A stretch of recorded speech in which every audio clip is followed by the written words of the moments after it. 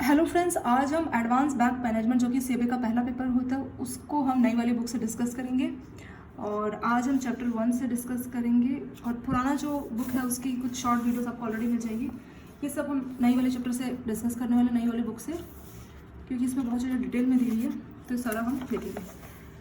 तो ये सारा कुछ है। पहले हम यूनिट ए आज डिस्कस करेंगे जिसका नाम है fundamentals of economics, micro economics, macro economics and types of economics. देख लेते हैं, यहाँ से शुरू आपका ना चैप्टर इकोनॉमिक्स इंट्रोडक्शन। इकोनॉमिक्स क्या है? Economics deals with production, allocation and use of goods and services. तो इकोनॉमिक किसके साथ डील करता है कि कैसे प्रोडक्शन हो रही है, कैसे एलोकेट हो रहा है। एलोकेट मतलब बंटवारा हो रहा है, प्रोडक्शन मतलब कोई चीज़ बनाई जा रही है, एंड यूज़ और कैसे यूज़ हो रहा है, मतलब कैसे प्रोड्यूस हो रहा है, कैसे बंटवारा हो रहा है, कैसे यूज़ हो रहा है किसका, गुड्स एंड सर्विसेज का। गुड्स और सर्विसेज में डिफरेंस क्या है? गुड्स मतलब टेंजिबल आपका रहेगा, जैसे कि आप कोई भी गुड्स खरीदते हैं, ये पेन पेंसिल, ये किताब हो गया, ये लाइट हो गई, ये टेबल, ये सभी गुड्स में आ जाएगा। अगर हम बात करें सर्विसेज की, सर्विसेज मतलब जैसे बैंकिंग एक सर्विस सेक्टर है, कस्टमर को हम सर्विसेज दे रहे हैं, बैंकिंग एक सर्विसेज सेक्टर हो गया। और जैसे डॉक्टर के पास आप अपॉइंटमेंट के लिए जाते हैं, डॉक्टर आपका चेकअप करता है, वो सर्विसेज हो गया। तो इस तरह की चीज़ें सर्विसेज में आ जाती है, ठीक है। गुड्स में प्रॉपर वो टेंजिबल रहेगा, आप उसको जैसे ये पेन है, ये पेंसिल है, किताब है, इसको मैं टच कर सकती हूँ, ठीक है, तो ये गुड्स में हो गया। सर्विसेज मतलब जो इंटेंजिबल रहता है और जो कि हमें, जैसे हम होटल में जाते हैं हमें वो सर्विसेज देता है, हॉस्पिटल में जाते हैं हमें डॉक्टर सर्विस देता है, या बैंक सर्विसेज देता है, तो ये सब सर्विस सेक्टर में आ जाता है। सो वो इंटेंजिबल होता है, यही मेन डिफरेंस है गुड्स एंड सर्विसेज का। It is important to study how resource can be best. तो ये बहुत ज़रूरी हो जाता है स्टडी करना कि कैसे रिसोर्स को बेस्ट तरीके से डिस्ट्रीब्यूट कर सके to meet the needs of the greater number of peoples. तो बहुत सारे लोग हैं, उनकी रिक्वायरमेंट है, उनकी ज़रूरतें हैं, उसको पूरा किया जा सके। तो इसका स्टडी बहुत ज़रूरी होता है कि कैसे रिसोर्स को डिस्ट्रीब्यूट किया जा सके। रिसोर्स में क्या आ गया? आपके गुड्स और सर्विसेज आ गया, ठीक है। तो कैसे इनको डिस्ट्रीब्यूट किया जा सके ताकि जो नीड्स है, ज़रूरत है बहुत सारे लोगों की, वो पूरी की जा सके। As we are more connected globally to one another. तभी क्या है, एक कंट्री से दूसरी कंट्री में लोग बहुत ज़्यादा एक दूसरे से कनेक्टेड है। बहुत चीज़ें इम्पोर्ट एक्सपोर्ट भी होती है, मतलब हमें कुछ चाहिए, से कच्चा तेल हम बाहर से इम्पोर्ट करते हैं, बहुत सी चीज़ें हम एक्सपोर्ट भी करते हैं। तो अभी ग्लोबली है, ग्लोबली मतलब एक कंट्री दूसरी कंट्री पर डिपेंड है। The study of economics become extremely important. इस वजह से इकोनॉमिक का स्टडी बहुत ज़रूरी हो जाता है। अब यहाँ से पढ़ते हैं, economy is a science which study human behaviour. Economy क्या है? ये एक साइंस है जो कि ह्यूमन बिहेवियर को स्टडी करता है। As a relationship between ends and scarce means which have alternative uses. तो इकोनॉमी एक ऐसा साइंस है जिसमें ह्यूमन के बिहेवियर को स्टडी किया जाता है। हर पर्सन का अलग अलग बिहेवियर है, तो उनके बिहेवियर को स्टडी किया जाता है। क्यों किया जा रहा है? ताकि आप रिलेशन बना सको, रिलेशनशिप बना सको। किसके बीच में? एंड्स के बीच में। एंड्स होता है वॉन्ट्स, हम क्या चाहते हैं, हमारी क्या रिक्वायरमेंट है। एंड स्कार्स मतलब होता है क्या कमी है, तो हमारी क्या रिक्वायरमेंट है, हमारी क्या वॉन्ट्स है और क्या चीज़ें स्कार्स कमी रह गई और जो कम रह गया। लेकिन ना स्कार्स मतलब जो कमी रह गया means which have alternative use. तो जो चीज़ें कमी है, मतलब जिसकी ज़्यादा क्वांटिटी अवेलेबल नहीं है मार्केट में, तो वो हो गया स्कार्स, कमी है जिसकी। Means which have alternative uses. तो अगर अल्टरनेटिव यूजेस, तो अगर स्कार्स रहेगा तो क्या रहेगा, कोई चीज़ मान लीजिए मार्केट में कम है तो आप उसका दूसरा अल्टरनेट ढूंढने की कोशिश करते हैं।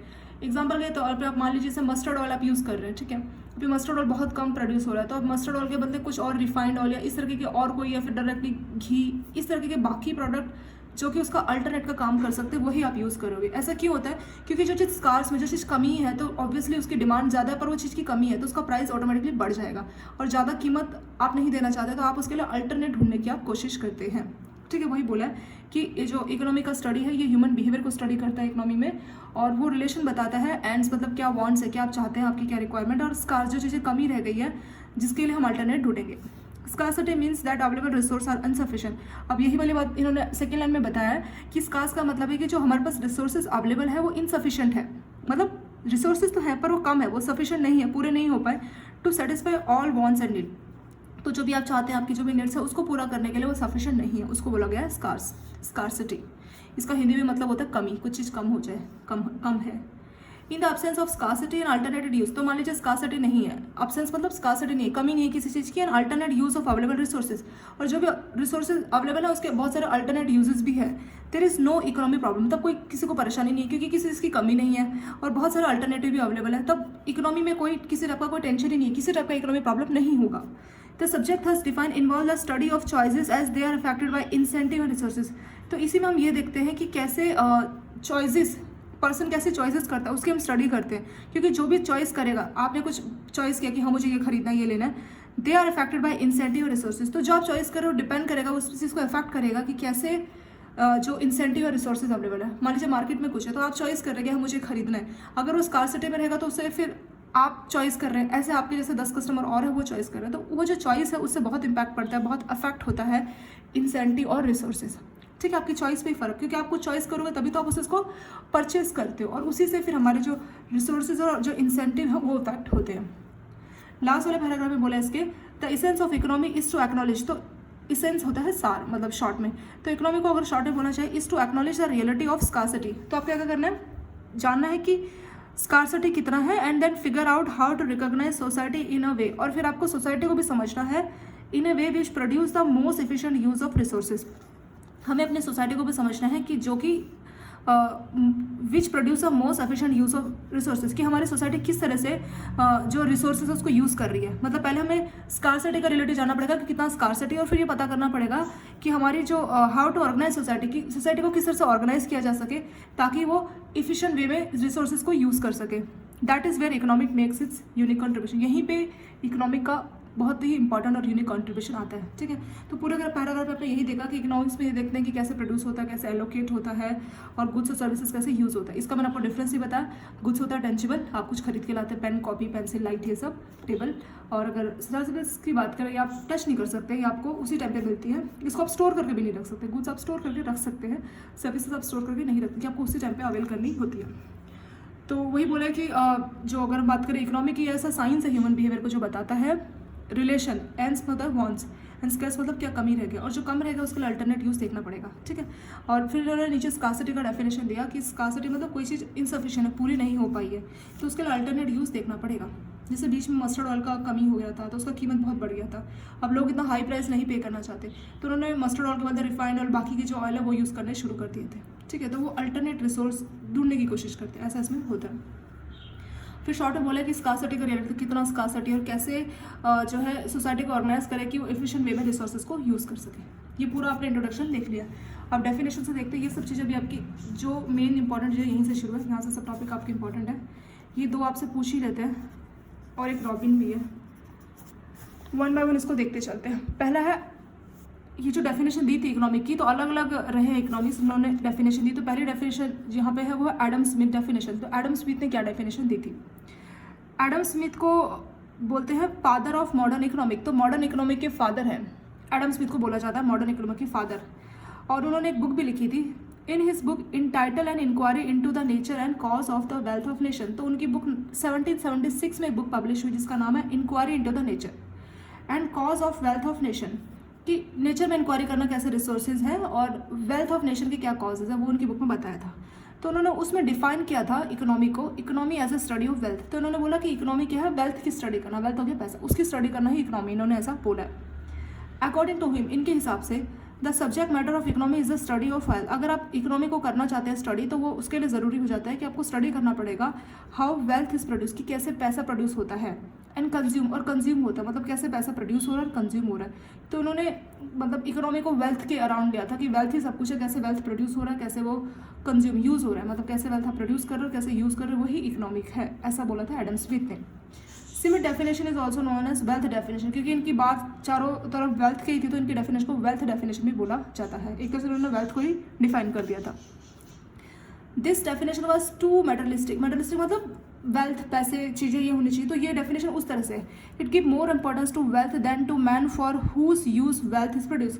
तो इसमें वेल्थ, पैसे को ज़्यादा इंपॉर्टेंस दी गई एज कम्पेयर टू मैन, मतलब लोग जो कि इस वेल्थ को for whom use wealth is, जिनके इस्तेमाल के लिए वेल्थ को प्रोड्यूस किया गया है, तो उन्होंने वेल्थ को इंपॉर्टेंस ज़्यादा दी कंपेयर टू मैन, और जिसके इस्तेमाल के लिए, जिसके यूज़ के लिए तो वेल्थ को प्रोड्यूस किया, तो उन्होंने मैन से ज़्यादा वेल्थ को इंपॉर्टेंस दी। तो एडम स्मिथ डेफिनेशन आपने देख लिया क्या है, ये उनकी पूरी डेफिनेशन जो वेल्थ के अराउंड है। इन्होंने बोला इकोनॉमिक कुछ नहीं है, बस वेल्थ कैसे प्रोड्यूस हो रहा है और कंज्यूम हो रहा है, उसकी आप स्टडी कर लीजिए तो आपको पूरा इकोनॉमिक समझ में आ जाएगा, ऐसा उन्होंने बोला है। और इनकी डेफिनेशन को वेल्थ डेफिनेशन बोलते हैं, और इनकी जो डेफिनेशन है वो काफ़ी मेटलिस्टिक टाइप की है, और इसमें वेल्थ को ज़्यादा इंपॉर्टेंस दी गई कंपेयर टू मैन, जिसके लिए ही वेल्थ प्रोड्यूस किया गया है। मैन के कंपेरिजन में वेल्थ को ज़्यादा इंपॉर्टेंस दी है। ठीक है, तो एडम स्मिथ डेफिनेशन बहुत सिंपल है, पूछ लेते हैं। दूसरा आपका आता है मार्शल डेफिनेशन। इन्होंने क्या डेफिनेशन दिया, तो जैसे होता है ना कि कोई टॉपिक होता है, बोलता आप एक डेफिनेशन दी, आपको क्या लगता है कि इकोनॉमिक क्या है, तो उन्होंने ऐसा बोला मुझे लगता है कि वेल्थ के अराउंड है। अब ये दूसरे थे मार्शल डेफिनेशन, इन्होंने इकोनॉमिक के लिए दूसरी डेफिनेशन दी, उसको समझ लेते हैं। According to professor Alfred Marshall, उनका पूरा नाम था अल्फ्रेड मार्शल, तो ये प्रोफेसर है, तो वेल नोन इंग्लिश इकोनॉमिस्ट, तो इंग्लिश इकोनॉमिस्ट के जाने माने ये रहे। तो इन्होंने बोला economic is a study of Mankind in ordinary business of life.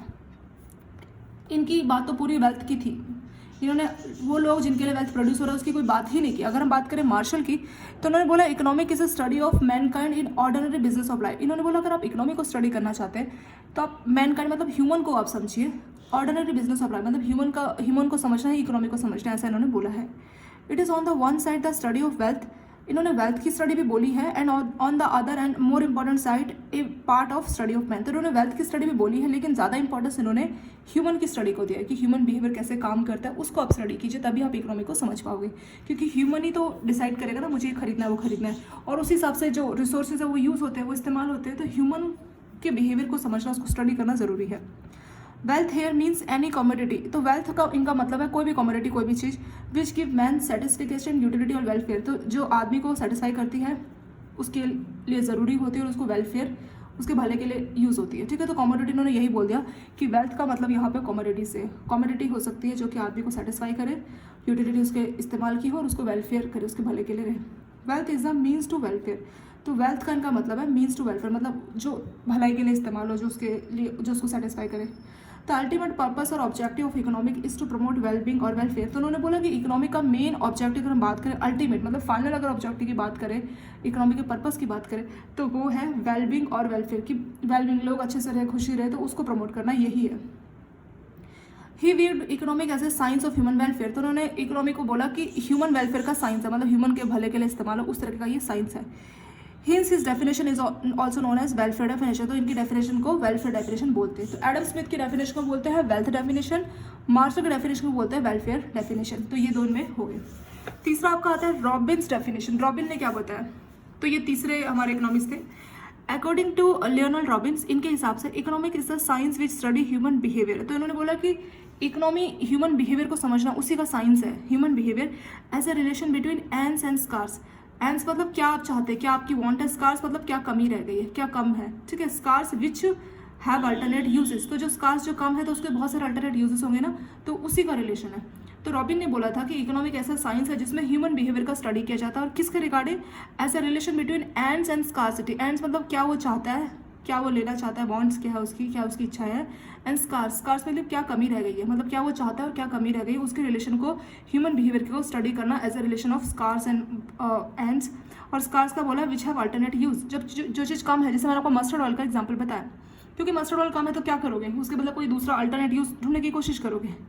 Coffee, चाय ऐसे भी लेते हैं, मान लीजिए मार्केट में कॉफ़ी का कीमत बहुत ज़्यादा बढ़ गया, तो लोग क्या करेंगे, जो लोग कॉफ़ी पीते थे वो चाय पीना स्टार्ट कर देंगे, ठीक है, टी लेना स्टार्ट कर देंगे। तो वही हर चीज़ का अल्टरनेट रहता है। अगर आपके बजट से बाहर कोई चीज़ जाएगी, उसका कीमत बहुत बढ़ रहा होगा, तो अब आप क्या करोगे, आप उसका कोई अल्टरनेट ढूंढने की कोशिश करोगे। वही यहाँ पे होता है कि जो भी चीज़ स्कार्सिटी है, कमी है, लोग डिमांड करते हैं, तो कमी है तो क्या होगा, उसका प्राइस बढ़ जाएगा। अब हर कोई इतना बढ़ा हुआ प्राइस एफर्ट नहीं कर सकता, तो वो क्या करेंगे, उसी पुराने वाले प्राइस में अल्टरनेट ढूंढने की कोशिश करते हैं। दिस डेफिनेशन प्रेजेंट, तो इस डेफिनेशन में बोला था economy as a study of means and words. तो इन्होंने बोला कि मीन्स होता है क्या हम चाहते हैं, एंड्स मीन्स एंड एंड्स। तो इकोनॉमी हमारा मीन्स मतलब क्या हम चाहते हैं, एंड्स हो गया हमारा वांट, क्या हमें चाहिए। तो मीन्स मतलब क्या हमें चाहिए और वांट वो उसी का स्टडी हो गया। द मीन्स और resource are less in relation, तो मीन्स या फिर आप मीन्स को इन्होंने रिसोर्स बोला, क्या क्या चीज़ें हैं, क्या हम चाहते हैं, क्या क्या रिसोर्सेज है, are less in relation to their demand. तो जो हम रिसोर्स की बात कर रहे हैं वो डिमांड के हिसाब से कम है। How man use the scarce resource, तो अब रिसोर्सेज कम है, डिमांड ज़्यादा है, लिखा ना, resources are less compare to demand, तो रिसोर्सेज कम है और डिमांड ज़्यादा है। How man use a scarce resource, तो अब आदमी, ये जो लोग हैं वो कैसे इस कमी वाले रिसोर्स को यूज़ करेंगे to fulfil their desires is the subjective matter of economics. तो कम जो चीज़ें स्कार्स रिसोर्स है, जो कम में रिसोर्सेज अवेलेबल है, कैसे लोग अपनी डिजायर्स को फुलफिल करते हैं, उसी को स्टडी करना, वही हो गया इकोनॉमिक। ठीक है, तो इन्होंने बोला इकोनॉमिक का मेन मतलब हो गया एंड्स एंड स्कार्स, तो कैसे लोग अपने स्कार्स रिसोर्सेज को पूरा करने के लिए कैसे अपने डिजायर, कैसे स्कार्स रिसोर्सेज से ही लोग अपनी डिजायर्स को पूरी कर रहे हैं, वही समझना हो गया इकोनॉमिक्स। कैसे हो सकता है वो, उसका एक तो हमने रीजन ऊपर भी बताया कि वो अल्टरनेट ढूंढेंगे। अब चीज़ें कम है तो क्या करेंगे, अल्टरनेट ढूंढेंगे, तो उस हिसाब से अपनी जो डिमांड है उसको, उनकी जो डिजायर्स है उसको फुलफिल यानी पूरा करेंगे। Robbins definition is also known as scarcity definition. तो इनकी डेफिनेशन को बोला गया स्कार्सिटी, मतलब ये देखते हैं कि जो कम चीज़ें हैं, कम रिसोर्सेज है, स्कार्सिटी होता है कमी, कम। तो जो कम रिसोर्सेज उसको इस्तेमाल, उस कम रिसोर्सेज से ही जो ह्यूमन है वो अपनी डिज़ायर्स को कैसे फुलफिल करता है, उसी की स्टडी आपको करने के लिए बोला है, वही आपका इकोनॉमिक हो जाएगा। तो इसलिए रॉबिन को डेफिनेशन को बोला जाता है स्कार्सिटी डेफिनेशन। तो इसको इस तरह से और भी एनालाइज किया जा सकता है। तो 3 तरह की आपने डेफिनेशन देखी है। एडम वाली डेफिनेशन को बोला जाता है वेल्थ डेफिनेशन, मार्शल को बोला जाता है वेलफेयर, क्योंकि ह्यूमन वेलफेयर की इसमें ज़्यादा बात की है, और रॉबिन की डेफिनेशन को बोला जाता है स्कार्स डेफिनेशन, क्योंकि उन्होंने स्कार्सिटी की ही बात की है। इनकी डेफिनेशन को और डिटेल में बताया गया है, उसके एनालिसिस और किए, उसको एक बार देख लेते हैं। पहला, मैन हैज़ अनलिमिटेड वांट। आपने किसी भी पर्सन को देखा होगा, आप पूछोगे कि क्या आपकी इच्छा है, वो बोलेगा मेरे को एक कार लेनी है। फिर आप उसको 1 साल बाद उसकी कार आ गई होगी, फिर आप उससे पूछोगे अब आपकी क्या इच्छा, बोलेगा मुझे घर चाहिए। फिर 1 साल बाद उसके पास घर आ गया, फिर आप अगले साल पूछोगे उसकी क्या इच्छा, बोलेगा मुझे फॉरेन टूर में कहीं घूमने जाना है। फिर आप अगले साल पूछोगे आपकी क्या इच्छा, बोलेगा मेरे को एक और घर चाहिए, मेरे को खुला बड़ा घर चाहिए। मतलब आप हर साल उसकी इच्छा पूरी होती जाएगी, और आप हर साल जाओगे तो वो एक नई इच्छा अपनी जोड़ के बताएगा। ऐसा कभी नहीं होगा बोलेगा नहीं अब मैं सेटिस्फाई हूँ, मेरी सारी इच्छाएं पूरी होगी, ऐसा कोई नहीं बोल सकता। तो हर पर्सन की अनलिमिटेड वांट्स है, जो उसकी इच्छाएं उसका कोई अंत नहीं है। अगर आप उसकी एक इच्छा पूरी करते हो तो ऐसे 10, 20, 30 ऐसे करके ढेरों उसकी इच्छाएं इकट्ठी होती है, जिसका कोई अंत नहीं है, अनलिमिटेड। तो वो पहले आ गया कि मैन हैज़ अनलिमिटेड वांट्स। जो यहाँ पे एंस इन्होंने बोला था वो था वांट्स, ठीक है। इन्होंने बोला था ना एंस और स्कार्स। एंस मतलब क्या वो चाहता है, तो एंस रेफर्स टू वांट, क्या वो चाहता है। ह्यूमन बीइंग हैव वांट्स, तो हर पर्सन की इच्छाएं होती है विच आर अनलिमिटेड। वांट मतलब आप कुछ चाहते हैं, और कोई बोले कि आप क्या चाहते हैं, तो आप ऐसा करके पूरी लिस्ट आप 10-15 पेजेस, या फिर आप बोलिए कि पूरी ऐसे आप लिस्ट बता दोगे जिसका कोई अंत नहीं होगा। तो ह्यूमन बीइंग की वांट्स इच्छाएं होती है विच आर अनलिमिटेड, जिसका कोई अंत नहीं है। All economic activities are undertaken to, तो जितनी भी इकोनॉमिक एक्टिविटी आप करते हो वो इसी के लिए होती है कि आप ह्यूमन की वांट्स को सेटिस्फाई कर सको।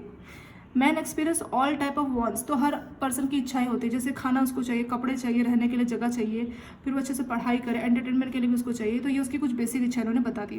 There is no limit to man wants, तो इसकी कोई लिमिट नहीं है, सिर्फ इतना ही नहीं, तो बिल्कुल बेसिक है। अगर आप बात करो तो ऐसी बहुत ज़्यादा, ये पूरी बुक भर जाएगी आपकी, ठीक है, इतनी ज़्यादा इच्छाएं रहती है। तो there is no limit to man's wants, तो कोई इसका अंत नहीं है, कोई इसकी लिमिट नहीं है।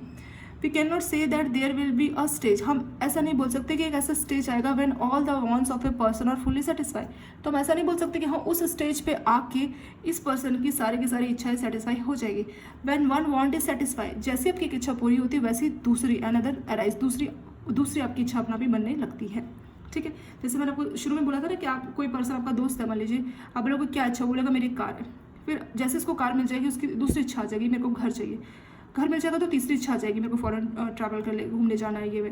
तो उस इच्छा का कोई अंत नहीं है। वही बोला है कि when one want is satisfied, जैसे आपकी एक इच्छा पूरी होती है अनदर अराइजेज, आपको पता भी नहीं लगता आपकी दूसरी इच्छा ऑटोमेटिकली अराइज हो जाती है। वही बोला है मैन हैज़ अनलिमिटेड वांट्स। तो ये स्कार्सिटी में कहना क्या चाह रहा है, इस ये बात बोल के ये क्या प्रूफ करना चाह रहे हैं, ये प्रूफ करना चाह रहे हैं कि रिसोर्सेज स्कार्सिटी है। अगर रिसोर्सेज स्कार्सिटी नहीं भी होंगे पर इंसान की इच्छा इतनी है, तो इतनी अनंत इच्छा है जिसका कोई अंत ही नहीं है, तो उसके लिए रिसोर्सेज चाहे कितनी भी हाई मात्रा में क्यों ना आप उनको दे दीजिए, तब भी स्कार्सिटी, तब भी कमी पड़ेगी, क्योंकि इंसान की इच्छाओं का कोई अंत नहीं है। एटलीस्ट अगर इच्छाओं का कुछ अंत है, हम जैसे जैसे रिसोर्सेज को अगर बढ़ाएं भी तो चलो ठीक है, सेटिस्फाई हो जाए, लेकिन ऐसा दिन कभी नहीं आने वाला कि इंसान की इच्छाओं का अंत होगा। तो इसीलिए रिसोर्सेज हमेशा स्कार्सिटी ही रहेंगे, ऐसा इसमें बोला गया। दूसरा, the mean to satisfy human wants are unlimited. पहले बोला है कि ह्यूमन की जो वांट यानी कि जो इच्छा है वो है लिमिटेड, वो है अनलिमिटेड, लेकिन जो मीन्स है मतलब किन तरीकों से उन इच्छाओं को पूरा किया जा सके, सेटिस्फाई कर सके, वो तो लिमिटेड है ना, रिसोर्स तो लिमिटेड है। अब देखिए इसमें नीचे क्या बोला है, the multiplicity of want alone will not create economic problem. तो बहुत ज़्यादा वांट मतलब क्या क्या आपकी इच्छा है, तो बहुत ज़्यादा आपकी इच्छा है, सिर्फ इतना ही कोई इकोनॉमिक प्रॉब्लम नहीं क्रिएट कर रहा है। If man has unlimited resources, मान लीजिए बहुत ज़्यादा लोगों के पास रिसोर्सेज भी अनलिमिटेड अवेलेबल है, और means to satisfy them, resources और मीन्स मतलब अनलिमिटेड रिसोर्स और मीन्स है अवेलेबल जो कि उनको सेटिस्फाई कर सकता है, देयर इज नो इकोनॉमिक, तब भी दिक्कत नहीं आएगी क्योंकि इच्छा अनलिमिटेड है, रिसोर्स भी अनलिमिटेड है, तो कोई परेशानी नहीं होगी। But it is not so, but ऐसा नहीं होता है। The resource are scarce in relation to demand, तो जो लोग डिमांड करते हैं उसके कंपेरिजन में रिसोर्स कम ही होते हैं। The mere shortage of supply of commodity does not make it scarce, सिर्फ रिसोर्स कम है, उनकी सप्लाई कम है, इसका ये मतलब नहीं कि वो स्कार्स हो गए। If there is no demand for it, अगर उसकी डिमांड नहीं रहेगी तो वो स्कार्स नहीं माने जाएंगे। तो इन्होंने एग्जाम्पल कैसे बताया, रोटन एग्स, जो खराब एग्स अंडे हैं, दो much fewer than goods one, अच्छे के कंपेरिजन, मान लीजिए किसी दुकान में 1000 अच्छे एग्स है और उसमें से खराब 4 या 5 है, तो वो 4 या 5 एग की तो कोई डिमांड ही नहीं करेगा, अब ख़राब एग कौन लेना चाहेगा अपने घर में, किसी को ऑमलेट बनाना कुछ करना, तो ख़राब एग की कोई डिमांड नहीं होगी। जो 1000 एग्स है उसके लिए 50 जो लोग होंगे दुकान में चौर होंगे वो सभी उस 1000 एग के लिए डिमांड करेंगे, तो उसी 1000 एग की कमी पड़ने वाली है। लेकिन जो 4 या 3-4 रॉटन एग्स है उसको कोई नहीं पूछेगा, वो ऐसे ही रहेगा, शाम तक उसका स्टॉक ऐसे ही रहेगा। तो वो इन्होंने एग्जाम्पल देने की कोशिश की है। So rotten eggs though much fewer than goods on, अच्छे के कंपेरिजन में वो बहुत ही कम होते हैं। Are not scarce in economic sense, economic sense में देखा जाए तो हम ये नहीं बोल सकते कि रॉटन एग्स कम है। क्यों ऐसा क्यों है? ऐसा इसलिए क्योंकि डिमांड ही सब कुछ है, क्योंकि रॉटन एग की कोई डिमांड ही नहीं है, शाम तक भी वो ऐसे ही पड़े और वो जो 1000 अच्छे एग्स थे वो बिक गए, तो उसकी डिमांड थी इसीलिए। तो मेन चीज़ डिमांड होती है, स्कार्सिटी नहीं होती। स्कार्सिटी आप किसको डिफाइन नहीं कर सकते कि ये स्कार्सिटी है, मेन चीज़ उसकी डिमांड होती है जिसकी वजह से वो डिफाइन होता है। जैसे रॉटन एग्स की कोई डिमांड नहीं है तो सिर्फ इतने कम नंबर में, गुड्स के कंपेरिजन में बहुत कम है, फिर भी वो स्कार्स नहीं है इकोनॉमिक सेंस में, ये इसमें बोला गया। On the other hand there में भी ह्यूज स्टॉक ऑफ कमोडिटीज, और दूसरी तरफ बहुत ज़्यादा जो कमोडिटीज होती है उसका बहुत ज़्यादा स्टॉक है, जैसे वीट हो गया, गेहूँ, कोल इन द वर्ड्स कोयला, yet it is considered scarce, फिर भी ये गेहूँ और ये जो कोयला इसका कितना ज़्यादा क्वांटिटी है, इनका स्टॉक कितना ज़्यादा है, फिर भी इसको स्कार्स माना जाता है। क्यों? Because the demand is even greater than supply, क्योंकि इनकी सप्लाई की कंपेरिजन में डिमांड ज़्यादा है। तो स्कार्स का मतलब क्या होगा? स्कार्स का ये मतलब हो गया कि डिमांड ज़्यादा है कंपेयर टू सप्लाई, सॉरी उल्टा बोला है, हाँ डिमांड ज़्यादा है कंपेयर टू सप्लाई, सप्लाई कम है डिमांड ज़्यादा है, तो उसका मतलब ये स्कार्स हो गया। ठीक है, तो कितना क्वांटिटी उससे फ़र्क नहीं पड़ता। जैसे बोला कि 4 ही रॉटन आएगा लेकिन फिर भी उसको वो स्कार्स नहीं हुआ, वो कम नहीं हुआ। क्यों? क्योंकि रॉटन एग की किसी एक ने भी डिमांड नहीं की, किसी एक ने नहीं बोला आके कि मुझे ख़राब एग्स चाहिए, तो इसीलिए वो ऐसे ही पड़ा है, इसलिए उसकी कोई डिमांड ही नहीं है। तो मेन चीज़ है डिमांड अगर सप्लाई से ज़्यादा बढ़ जाए तभी स्कार्सिटी आती है। ठीक है, तो पहले बोला कि इंसान की डिमांड है बहुत ज़्यादा अनलिमिटेड है, दूसरे में बोला कि जो मीन्स जिससे इंसान की डिमांडों को सेटिस्फाई किया था वो लिमिटेड है, तीसरे में बोला resource are not only limited but have alternate uses, तो तीसरे बोला रिसोर्स तो बहुत कम ही है हमारे पास, लिमिटेड है, पर उनके साथ उसके अल्टरनेट यूज़ भी है। जैसे मैंने बोला अगर चाय, लोगों को कॉफ़ी का रेट बढ़ गया क्योंकि कॉफ़ी की प्रोडक्शन कम हुई तो लोग टी पीना स्टार्ट कर देंगे, चाय लेना स्टार्ट कर देंगे। ठीक है, अगर मस्टर्ड ऑयल नहीं है तो लोग रिफाइंड बाकी ऑयल लेना शुरू कर देंगे।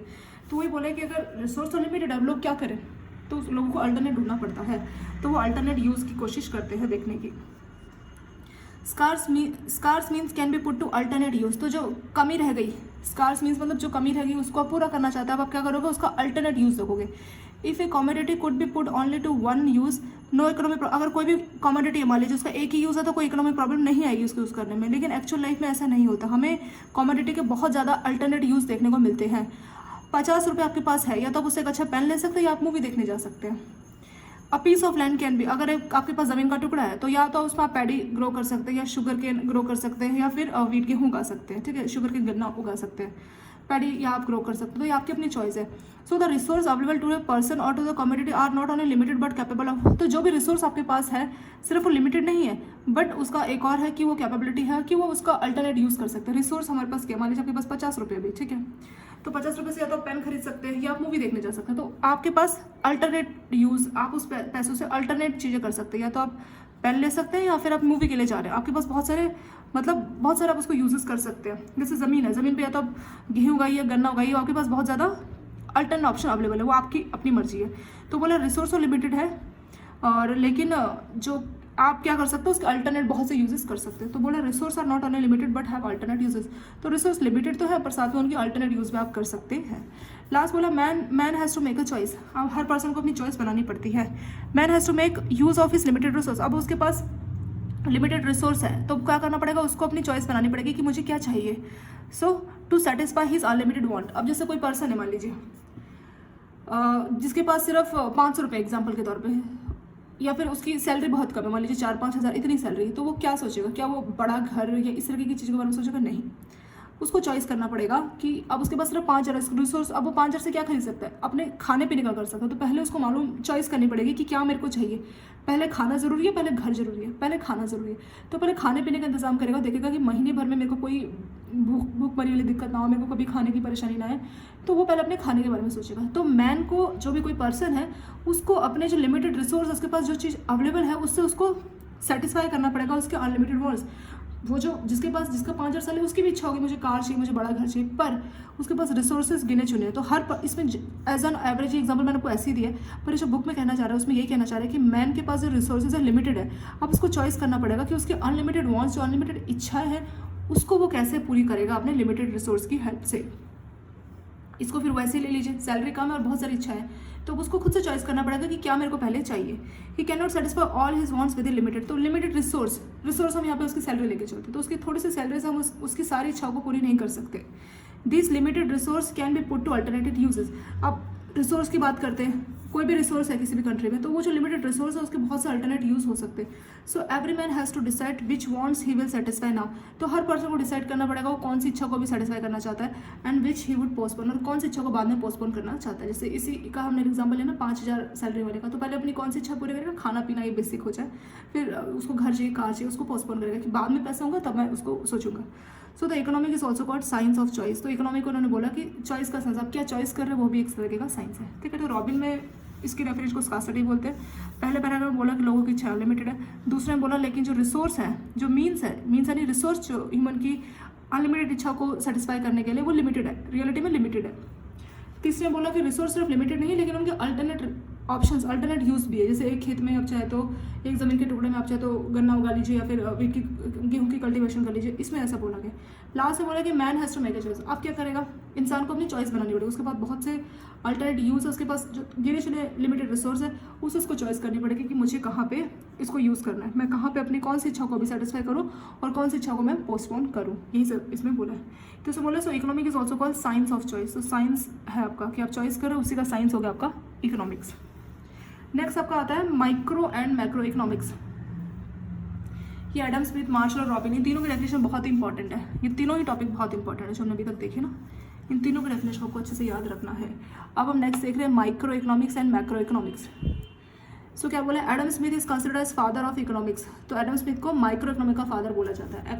एडम को हमने यहाँ पे देखा था ना पहली डेफिनेशन में, इसको मॉडर्न इकोनॉमिक का फादर बोला जाता है, वैसे यहाँ पे माइक्रो इकोनॉमिक का जो फाउंडर है वो हो गए हमारे Adam Smith.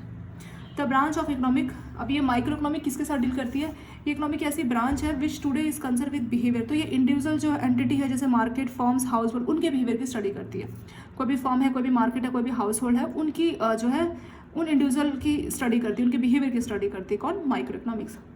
Wealth of nation 1776 में स्मिथ ने कंसिडर किया था how individual prices are set, study the determinations of price of, तो उन्होंने बोला कि इंडिविजुअल जो है प्राइसेस कैसे सेट किए जाते हैं, कैसे ज़मीन की, लेबर की, कैपिटल की, और फिर उनकी जो प्राइसेस सेट होगी, तो वेल्थ ऑफ नेशन में उन्होंने ये बताया था। And inquire into strength and weakness of market mechanism, तो उन्होंने बोला कि मार्केट में कैसे स्ट्रेंथ है मैकेनिज्म की जो मार्केट में चल रहा है, क्या वीकनेस है, वो भी इन्होंने अपनी बुक में बताया था। Most important he identified the remarkable efficient property of market, तो उन्होंने मार्केट की प्रॉपर्टीज को समझा था and saw that economic benefits come from self interest action of individual. उन्होंने देखा था कि इकोनॉमी में बेनिफिट जो आता है ना, कोई भी इंडिविजुअल है जो सेल्फ इंटरेस्ट एक्शन कोई भी इंडिविजुअल कर रहा है, उसी से मार्केट में ये सब चीज़ें होती है, ठीक है। तो इकोनॉमिक बेनिफिट पर्सन के सेल्फ इंटरेस्ट और बेनिफिट से ही होता है। तो इन्होंने बोला था कि जो हाउस होल्ड है, मार्केट, फॉर्म्स है, तो यही मेक करते हैं, यही अपनी चॉइस बनाते हैं, उसी से इकोनॉमिक की टर्म्स डिफाइन होती है। अब माइक्रो को यहाँ डिटेल में दिया, micro economic is a branch of economic, ये इकोनॉमिक का ऐसा ब्रांच है that study how household and firm make decision to allocate limited, तो इसे बोला कि कैसे हाउस होल्ड मतलब घर पे आप, हम या कोई फर्म्स, कोई कंपनी है, वो डिसाइड करती है टू एलोकेट लिमिटेड रिसोर्स, कि वो डिसाइड कर रही है कि कैसे लिमिटेड रिसोर्स को एलोकेट किया जाए। Typically in market where goods और सर्विसेज आर बीइंग सोल्ड, ऐसी मार्केट में जहाँ पे गुड्स और सर्विसेज को बेचा जाता है, बेचा और खरीदा जाता है। तो ये इकोनॉमिक ऐसा साइंस है जो कि स्टडी करती है कैसे हाउस होल्ड और फर्म्स डिसाइड करती है, डिसीजन लेती है ताकि जो लिमिटेड रिसोर्स है उसको एलोकेट किया जाए ऐसी मार्केट में जहाँ पे गुड्स और सर्विसेज खरीदी और बेची जाती है। Micro economics examine how this decisions and behaviour affect the supply and demand for, तो जो डिसीजन है हाउस होल्ड या जो फर्म डिसाइड कर रहे हैं उनका जो डिसीजन है, कैसे ये डिसीजन जो है अफेक्ट करता है supply and demand for good and services, और जैसे आप डिसाइड करोगे उसी से सप्लाई और डिमांड पे फर्क पड़ता है, और उसी से सप्लाई और डिमांड किसकी, गुड्स और सर्विसेज की, उस पर फर्क पड़ता है, विच डिटरमाइन प्राइसेज, जिससे प्राइस होता है, and how price in term determine the supply and demand, और फिर प्राइजेस आपस में फिर से डिमांड और सप्लाई की गुड्स और सर्विस को इम्पैक्ट करते हैं, मतलब ये एक दूसरे के लिए पैरेलल चल रहे हैं। पहले बोले कि ह्यूमन बीइंग कुछ चॉइस करेगा उससे डिमांड और सप्लाई को फर्क पड़ेगा, और फिर वो जो सप्लाई और डिमांड को फर्क पड़ेगा उससे प्राइस को फर्क पड़ेगा, फिर प्राइस इन टर्न, तो जो आपका प्राइस होगा उसी से सप्लाई और डिमांड का फर्क पड़ेगा। इसको एग्जाम्पल से समझते हैं, ज़्यादा से समझेगा। मान लीजिए किसी पर्सन ने डिसाइड किया कि मुझे कुछ भी कोई भी सामान खरीदना है, वैसे ही 10, 20, 40, 50, 100 लोग अगर उन्होंने डिमांड की कि हमें चाहिए, फिर सप्लाई देखा जाएगा, देखागा कि सप्लाई कम है। इसको आप ज़्यादा अच्छे से समझ सकते हो, फ्लिपकार्ट, अमेजन में आपने देखा होगा कि कोई भी प्रोडक्ट है, आप मान लीजिए कोई ड्रेस ले रहे हैं, आपने देखा कि इसका प्राइस अभी 1000 है, थोड़ी देर बाद आपने देखा आपके जैसे बहुत सारे लोग और भी होंगे जिन्होंने उस प्रोडक्ट को देखा होगा। तो फ्लिपकार्ट का जो सिस्टम है वो जो उनका, वहाँ उनको पता लगा होगा कि इस प्रोडक्ट को देखने के लिए इतने सारे लोग आए हैं। तो उन्होंने देखा कितने सारे लोग देख रहे थे, ऑब्वियसली खरीदने वाले भी उतने ही होंगे, काफ़ी लोग खरीदेंगे, 4-5 लोग नहीं भी लेंगे, बस 8-10 लोग लेंगे, तो डिमांड ज़्यादा आ गई, ज़्यादा लोग उस प्रोडक्ट को देख रहे हैं, उसके बारे में रिव्यू पढ़ रहे हैं, उसके फीचर्स पढ़ रहे हैं, तो उनको पता लग गया। अब क्या होगा, अब क्योंकि बहुत सारे लोग अपना इंटरेस्ट शो कर रहे हैं, बहुत सारे लोग एक तरफ से डिमांड कर रहे हैं, पहले उन्होंने डिसीजन लिया कि हमें ड्रेस खरीदना है, तो एक पहले उन्होंने चॉइस की, अब वो डिमांड कर रहे हैं। कैसे कर रहे हैं डिमांड, चेक कर रहे हैं, वो उस प्रोडक्ट को रिव्यू पढ़ रहे हैं, तो हम वो एक तरह से डिमांड कर रहे हैं। फिर उसकी सप्लाई चेक करेगी जाएगी कि जहाँ से भी सामान आएगा जिस फैक्ट्री से, वहाँ पर ऐसे कितने सूट्स, इतने कितने ड्रेस अवेलेबल हैं, देखेंगे वहाँ पे तो सिर्फ 5 ही है और डिमांड करने वाले 50 है। अब क्या होगा, प्राइस, और आपने देखा भी होगा कि अभी आपने देखा कि कीमत 1000 है और थोड़ी देर बाद क्या होगा, आपको लगा चलो शाम को परचेस करेंगे, अभी नहीं, शाम को देखोगे वो 1000 का ड्रेस 1500 का हो गया। ऐसे क्यों हुआ, उसका प्राइस क्यों बढ़ गया, रीज़न क्या, क्योंकि बहुत सारे लोगों ने उसकी डिमांड की। कैसे की डिमांड, वहाँ पे क्लिक करके उसके रिव्यूज़ पढ़ के उनको पता लग गया कि हाँ बहुत सारे लोग उसको खरीदने में इंटरेस्टेड है। पर हुआ क्या रियलिटी में, देखा कि उसका जो स्टॉक है, जिस फैक्ट्री से फ्लिपकार्ट वो सामान आपके घर भेजता है, उस फैक्ट्री में उसका वो जो सामान है उसका स्टॉक सिर्फ 5 ही पीस बचा है, लेकिन 50 लोग उसको देख रहे हैं। तो क्या होगा, डिमांड ज़्यादा आ गई, सप्लाई कम है, ठीक है, सामान कम है, तो प्राइस बढ़ जाएगा। 1000 का जो ड्रेस दिखा रहा था वो 1500 का हो जाएगा। And how price in turn determine the supply and demand, तो प्राइसेस बढ़ गए, फिर प्राइसेस की वजह से ही जो है डिमांड और सप्लाई जो है फॉर द गुड और सर्विस वो उसको भी इम्पैक्ट करती है। अब प्राइस बढ़ गया, उससे क्या होगा, बहुत से लोगों ने देखा अच्छा 1500 का ड्रेस हो गया, तो अब लोग क्या करेंगे, जिसका बजट नहीं होगा 1500 का, वो उसकी डिमांड करनी बंद कर देगा। अब 1000 का ड्रेस 1500 का दिखा रहा है, सुबह से देखा 1000 का था, अभी शाम को दिख रहा है 1500, तो क्या आप लोग इसको नहीं लोगे, क्योंकि आपका बजट ही 1000 का था, आपको लगा कि 1000 तक में मेरे को खरीदना है। तो उससे क्या होगा, फिर आपकी जो डिमांड कम हो जाएगी और उनके पास सप्लाई उतनी है, तो उसकी वजह से फिर वो प्राइस को इम्पैक्ट करेगा। तो वही बोला कि डिमांड सप्लाई से प्राइस को फर्क पड़ता है, और फिर जैसे ही प्राइस घटता बढ़ता है उससे भी सप्लाई और डिमांड फैक्टर इम्पैक्ट होता है। आगे क्या बोला है, micro economic analysis the market behaviour of individual consumer. तो मार्केट जो माइक्रो इकोनॉमिक्स में एनालाइज किया जाता है कि जो इंडिविजुअल कंज्यूमर या जो फर्म्स है, इंडिविजुअल कंज्यूमर तो आप हम जो कंज्यूम कर रहे हैं, जो चीज़ें यूज़ कर रहे हैं, या कोई फर्म है, कोई कंपनी है, उनका बिहेवियर कैसे होता है उसको एनालाइज किया जाता है in an attempt to understand the decision making process of firm and house. तो समझने के लिए कि कैसे हाउस होल्ड या इंडिविजुअल या फर्म ये कैसे डिसाइड करते हैं, उसको समझने की कोशिश की जाती है कि उनका बिहेवियर पैटर्न क्या है, कैसा बिहेव शो करते हैं, किस तरह की चीज़ें वो इंटरेस्टेड दिखाते हैं, कब वो किस तरह से वो डिसीजन लेते हैं, ताकि उनके डिसीजन मेकिंग प्रोसेस को समझा जा सके। उसी का स्टडी होता है माइक्रो इकोनॉमिक्स में। अगला बात करते हैं मैक्रो। माइक्रो का आपने काफ़ी डिटेल देख लिया, इसमें इंडिविजुअल हाउस होल्ड उन्हीं के बिहेवियर की स्टडी की जाती है। अगर अगली बात करेंगे macro. So other branch of economy is called macro economics. तो इकोनॉमी की दूसरी ब्रांच है हमारी macro economy, which is concern with overall performance of economy. तो माइक्रो में तो हाउस होल्ड फर्म उनके छोटे लेवल पर बिहेवियर को समझा जाता है, मैक्रो में as a whole economy as a whole समझा जाता है। So micro economic did not exist in the modern form. तो 1936 तो ये एग्जिस्टेंस पे ही नहीं थी मैक्रो, पहले हाउस होल्ड इंडिविजुअल उन्हीं की बात की जाती थी। Man John Maynard Keynes publish in his revolutionary book, तो उनकी किताब थी general theory of employment, interest and money. तो इनकी बुक के बाद से ही मॉडर्न इकोनॉमी में ये जो कंसेप्ट था मैक्रो इकोनॉमिक वो आया था, उससे पहले तो सिर्फ माइक्रो इकोनॉमी का ही कंसेप्ट चलता था।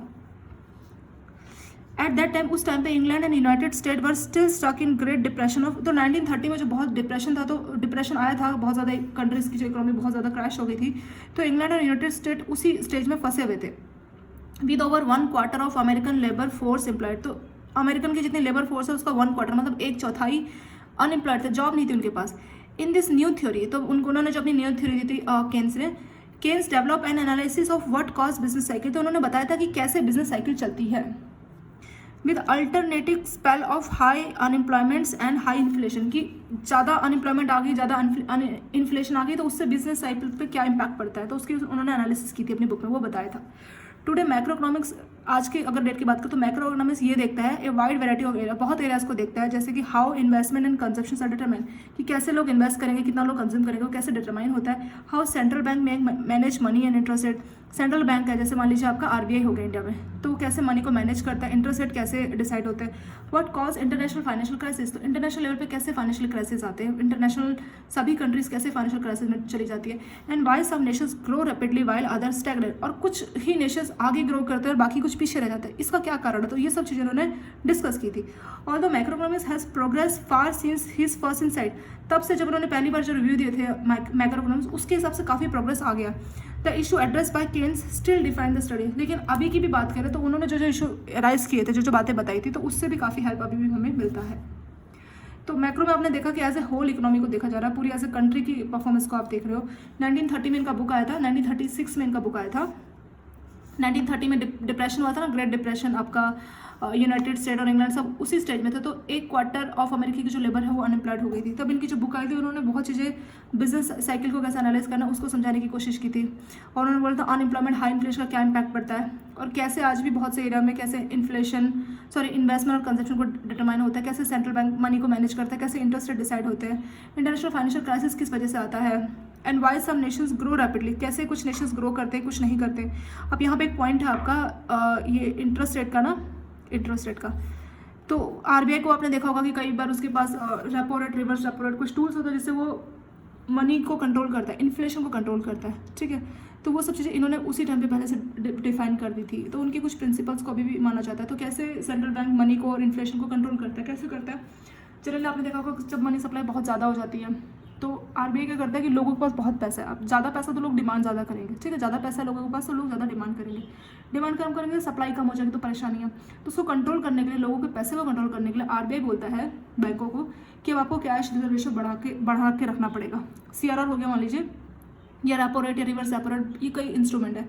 रेपो रेट मान लीजिए बढ़ा दिया या रिवर्स रेपो रेट बढ़ा दिया, तो रेपो रेट बढ़ाने से जनरली होगा क्या कि बैंकों को जो इंटरेस्ट रेट है वो आरबीआई से ज़्यादा इंटरेस्ट रेट पे पैसा मिलेगा, क्योंकि आरबीआई से महंगे रेट पे बैंकों को पैसा मिल रहा है तो पब्लिक को भी लोग ज़्यादा इंटरेस्ट रेट पे पैसा देंगे। पर लोगों का इंटरेस्ट रेट बढ़ जाएगा, मान लीजिए जो पहले 7% का हाउसिंग लोन था अगर 8% हो गया, पर बैंक ने 8% किया क्योंकि आरबीआई से अगर उसने कुछ पैसे लिए तो रेपो रेट है और वो बढ़ के मिल रहा है, आरबीआई ने रेपो रेट बढ़ा दिया, इसी से वो इन्फ्लेशन को कंट्रोल करेगा, इसलिए उसने बढ़ाया है।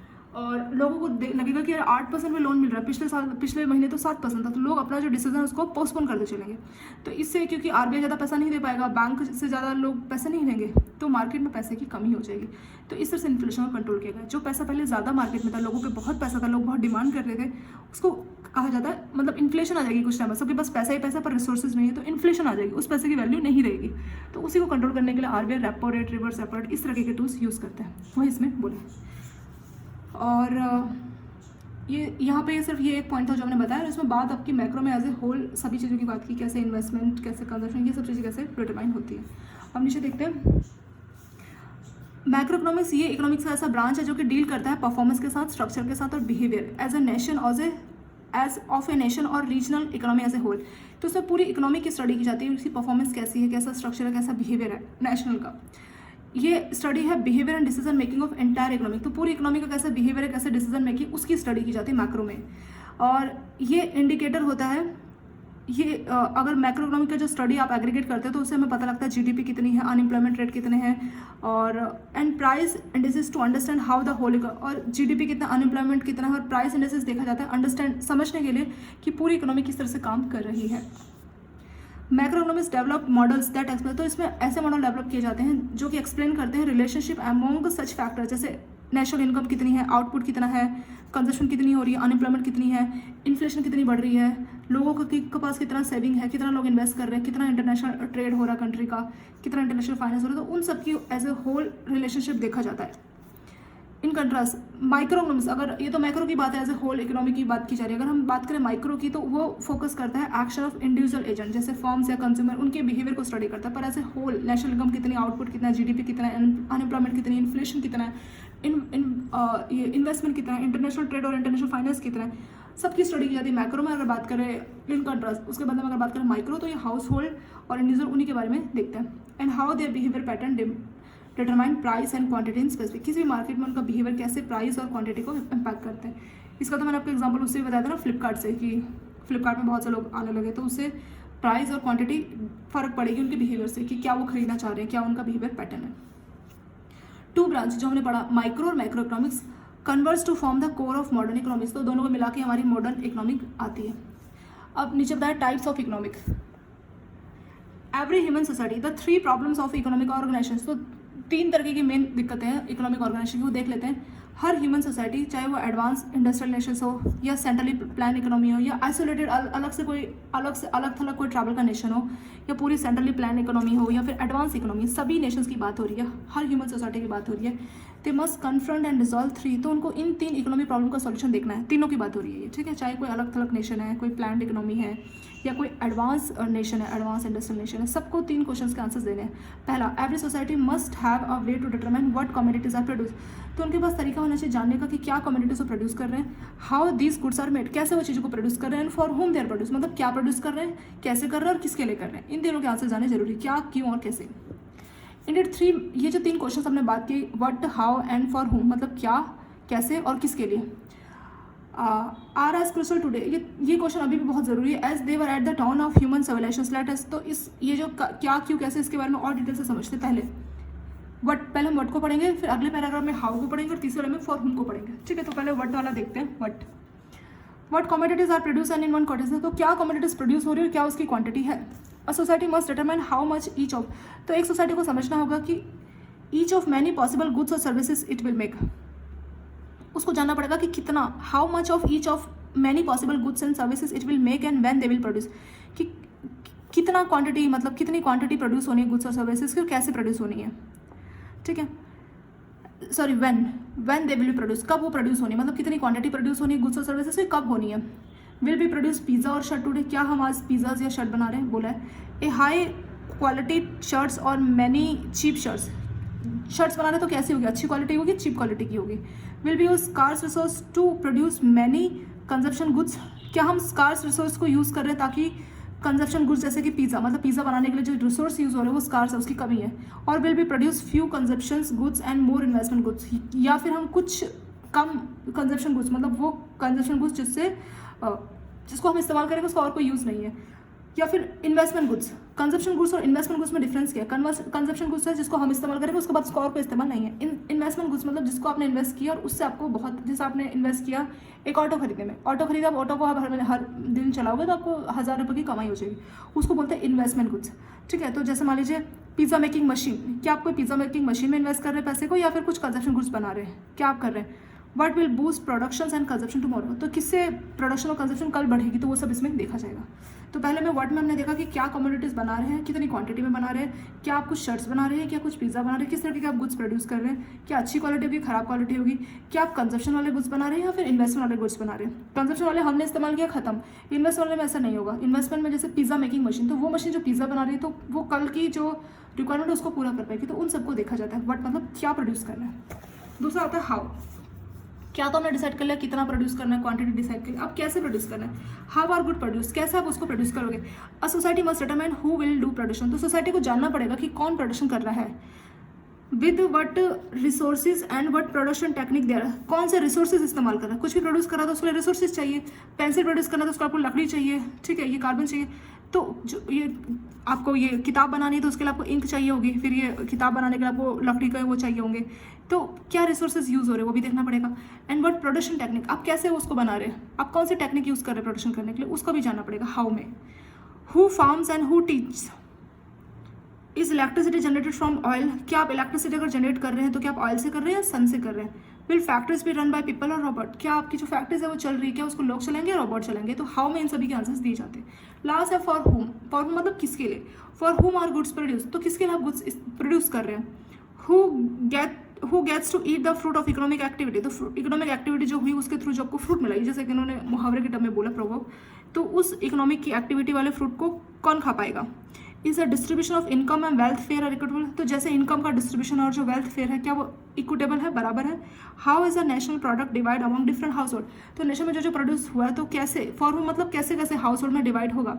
आर मैनी पीपल पुअर और फ्यू रिच, तो कई चीज़ें जो हैं पुअर को मिलेगी या कुछ रिच को भी मिलेगी। Do high income go to teachers और एथलीट और ऑटो वर्कर्स और वेंचर, तो टीचर्स को, एथलीट को, ऑटो वर्कर्स को और वेंचर को किसके पास ज़्यादा पैसा रहता है।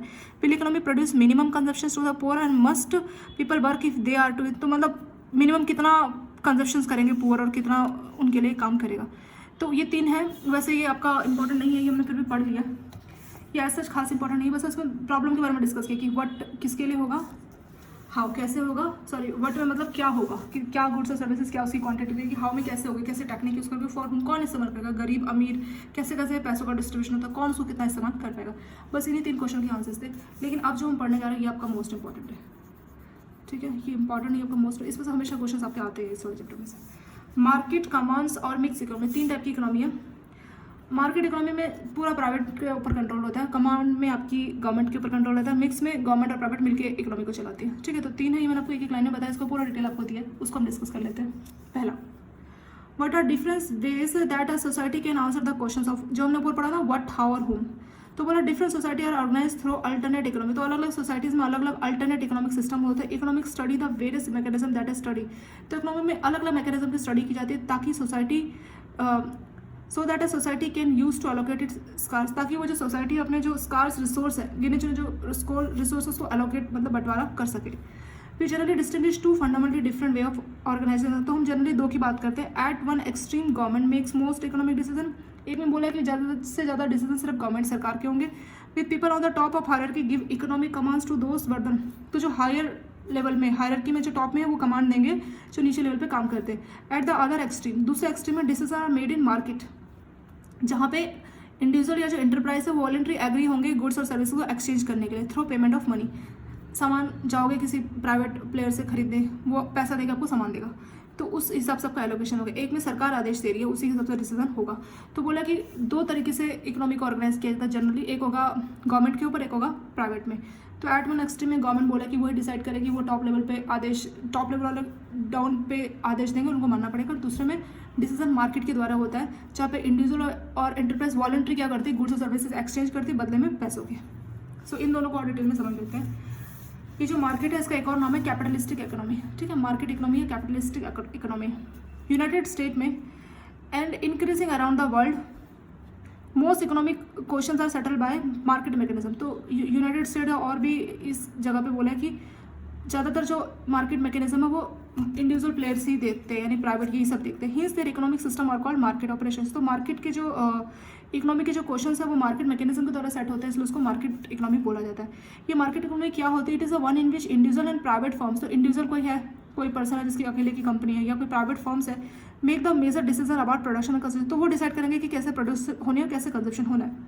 A system of price of markets of profit and loss of incentive और reward determines what, how and who, तो कितना प्रॉफिट हो रहा है, लॉस हो रहा है, तो उसी से डिफाइन होगा कि क्या प्रोड्यूस होगा, कैसे प्रोड्यूस होगा और किसके लिए प्रोड्यूस होगा।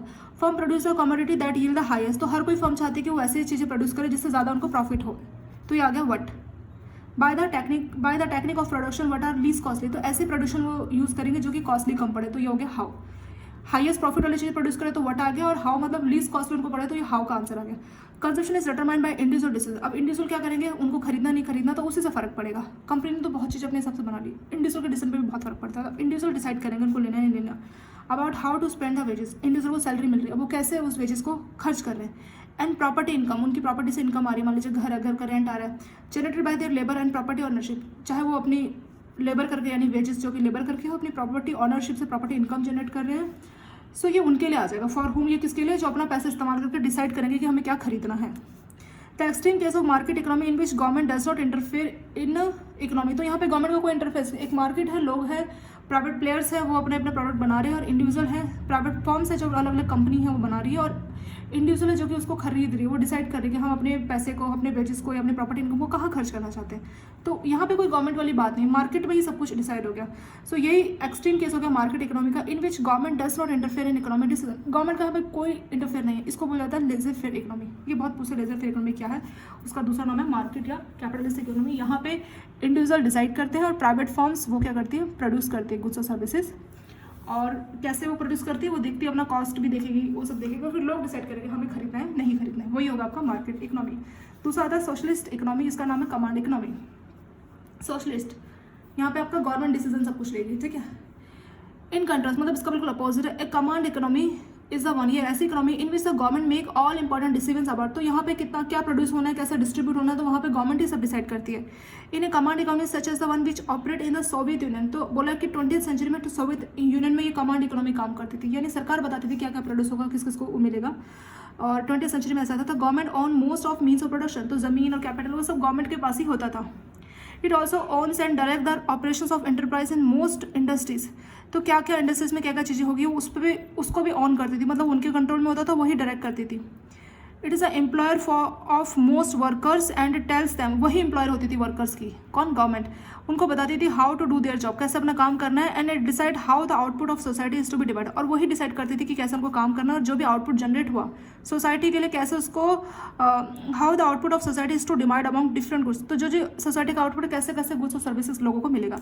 इन short in a command economy the government address major economic questions, तो गवर्नमेंट ज़्यादातर अपने मेजर इकोनॉमिक क्वेश्चंस अराइज करती है by virtue of its ownership of resource and its power, तो उनके पास पावर है, उनके पास रिसोर्स की ऑनरशिप है, वही मालिक है और वही पावर है कि कैसे इन्फोर्स करना है डिसीजन, तो सब गवर्नमेंट, सब कंट्रोल सिर्फ गवर्नमेंट के पास ही होता है। इतना डिटेल पैराग्राफ नहीं पूछेंगे, बस आपसे एक लाइन का क्वेश्चन आएगा कि कमांड इकोनॉमी क्या होती है, सोशलिस्ट, तो बस ये है जहाँ पे गवर्नमेंट का कंट्रोल है, कैसे गुड्स और सर्विसेज प्रोड्यूस होंगे डिसाइड यही करती थी, जितने भी वर्कर्स है उसकी जो एम्प्लॉयर है वो गवर्नमेंट ही होती थी, ज़मीन कैपिटल सब इनकी कंट्रोल में होता था, यही गवर्नमेंट के पास ही ऑनरशिप होती थी, वही डिसाइड करती थी क्या बनेगा, किसको कैसे कैसे गुड्स और सर्विसेज मिलेगी, और सारा control ownership of resource government के पास होता था, और उसके पास पावर थी कि इन्फोर्स डिसीजन, मतलब उसी के पास डिसीजन लेने की पावर होती थी। ठीक है दोस्तों, गवर्नमेंट इकोनॉमी जो है सोशलिस्ट कमांड या गवर्नमेंट डिसीजन इसमें चलते हैं, और कैपिटल वाले में प्राइवेट प्लेयर्स इंडिविजुअल अपना सारा डिसीजन लेते हैं। आपकी लास्ट आती है मिक्स इकोनॉमी। मिक्स इकोनॉमी क्या है? नो कंटेम्प्रेरी सोसाइटी और इकोनॉमी फॉल्स कंप्लीटली, तो जो हमने ऊपर की दो कैटेगरी पढ़ी ना, या तो पूरी की पूरी प्राइवेट या पूरी की पूरी गवर्नमेंट, तो ऐसी इकोनॉमी नहीं है।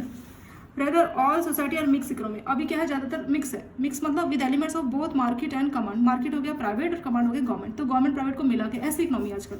There have never been 100% of market economy. Market economy है जहाँ पे किसका कंट्रोल होता था, प्राइवेट प्लेयर्स का, तो ऐसा कभी 100% कभी ऐसी कोई इकोनॉमी बन नहीं पाई, लेकिन इंग्लैंड जो है 19वीं सेंचुरी में इसके क्लोज आया था मार्केट इकोनॉमी के, पर ऐसे ऐसा कोई नहीं बन पाई थी पूरी मार्केट, मतलब पूरा प्राइवेट प्लेयर चला पाया, ऐसा कोई कंट्री के साथ नहीं हुआ, कोई भी इकोनॉमी के साथ ऐसा नहीं हुआ। Today most decision in United State are in market place, तो यूनाइटेड में अगर बात करें तो बहुत से डिसीजन जो है मार्केट प्लेस में लिए जाते हैं, यानी कि इंडिविजुअल और फर्म्स बड़े बड़े डिसीजन लेती है, but government plays an important role in overseeing the functions, लेकिन गवर्नमेंट भी साथ देखती है कि क्या क्या मार्केट में कैसे कैसे लोग फंक्शन कर रहे हैं। गवर्नमेंट पासिस लॉस, गवर्नमेंट क्या करती है, अपने लॉस पास करती है that regulate economic life produce goods, और आपने देखा होगा कि सरकार के आदेश के हिसाब से उनको चलना पड़ता है, कर रहे हैं वो खुद से कर रहे हैं, उनका खुद का कंट्रोल है, इंडिपेंडेंट है, सरकार की ऑनरशिप नहीं है, पर फिर भी सरकार लॉज रेगुलेशंस बना रही है, उसके तहत ही लोगों को काम करना है। ठीक है, वही बोला कि इकोनॉमिक लाइफ प्रोड्यूस गुड्स और सर्विसेज एंड कंट्रोल पॉल्यूशन, तो सब चीज़ों के लिए सरकार ने लॉस बनाया और आपको वो लॉस मान के चल रहे हैं, तो सरकार का भी एक तरह से कंट्रोल है। Most societies nations today operate as mix, तो अभी का अगर बात करें तो ज़्यादातर कंट्रीज में यही है आपका मिक्स इकोनॉमी, सरकार का भी अपना राइट है, जो मार्केट प्लेयर्स है उनका भी अपना राइट है, मिलजुल के काम करते हैं। India right from the beginning of economic planning has been, India की अगर बात करें जब से इसकी इकोनॉमिक प्लानिंग शुरू से ये मिक्स इकोनॉमी रहा है।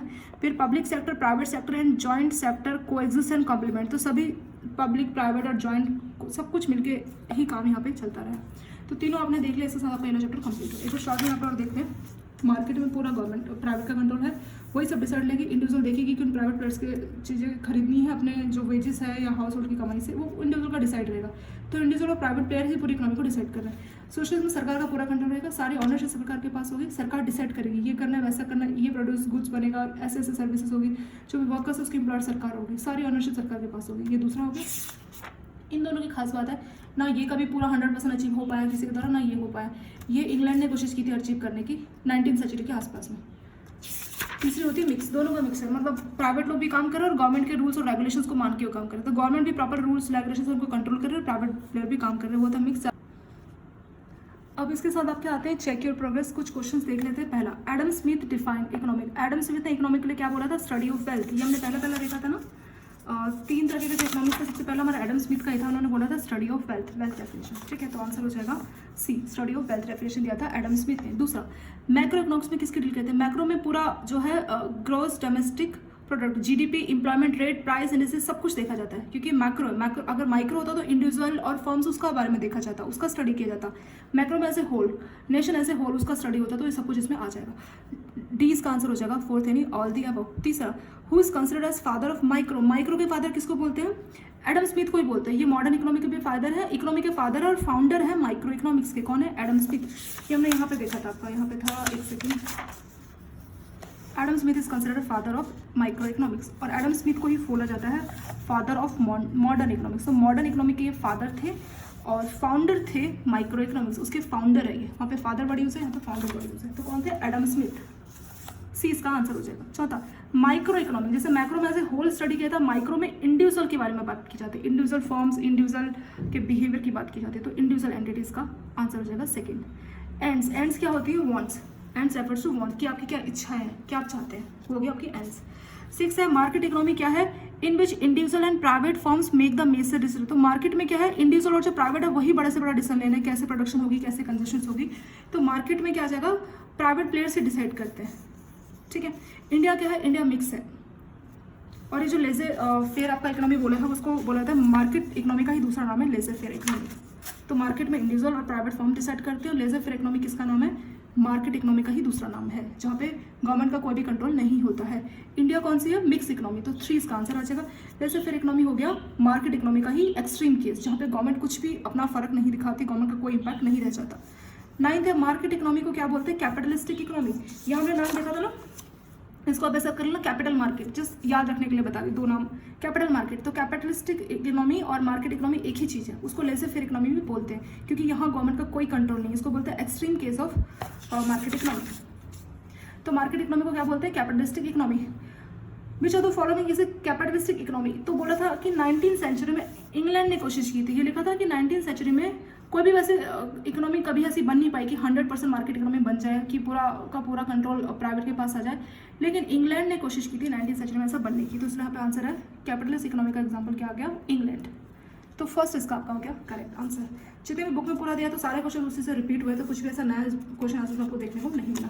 ये आपका हो गया, इसके ऊपर आप देख लीजिए। यूनिट 2 को हम अगले वीडियो में डिस्कस करेंगे।